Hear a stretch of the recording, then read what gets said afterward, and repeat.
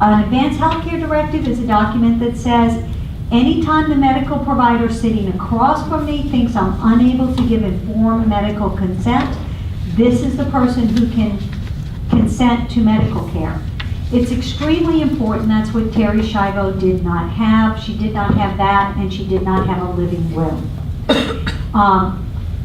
An advanced directive can be utilized on a very temporary basis. For example, you might have a drug interaction that makes you foggy or makes you not lucid for a very short period of time. And so your healthcare surrogate may take over under this document and make a decision. As soon as you recover capacity, then you are back in the driver's seat and you're able to make your medical decisions for yourself.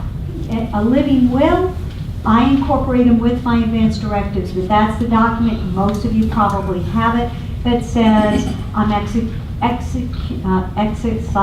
exercising my constitutional right to refuse medical treatment. I'm putting in writing in advance, because if I'm end stage or in a coma and I'm terminal and there's no hope of recovery, I am asking for all medical treatment to be withheld except for palliative care, pain relief, so that I can die a natural death. Do not artificially keep me alive, even with artificial feeding, even with artificial hydration.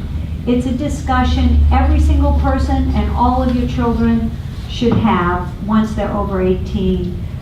They should make a personal decision for themselves about whether they want a living will. What we do know, and this is extremely important, is that if you discuss your wishes, if you do decide to have a living will, which 99.5% of my clients do want, if you decide you want that, the best chance of easing the pain of your loved ones, if they have to enforce that, is for you to express this wish repetitively while you're healthy and in advance. So talk about it with your children, talk about it with your loved ones, let people know that these are your values, this is your decision, because what makes a family, I face families all the time that come to my office and say, and it's one of the things we talk about, is it time?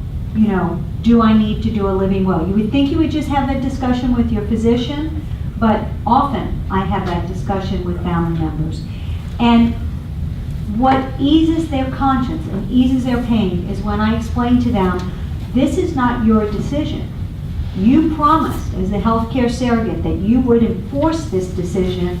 This was your spouse's decision. That's what they wanted. You promised that you would honor that decision. So when you enforce a living will, you're not doing what you think is right. You're honoring the wishes of your loved one. And so that's a very powerful document, and I highly recommend everybody have it. I recommend all your children have it.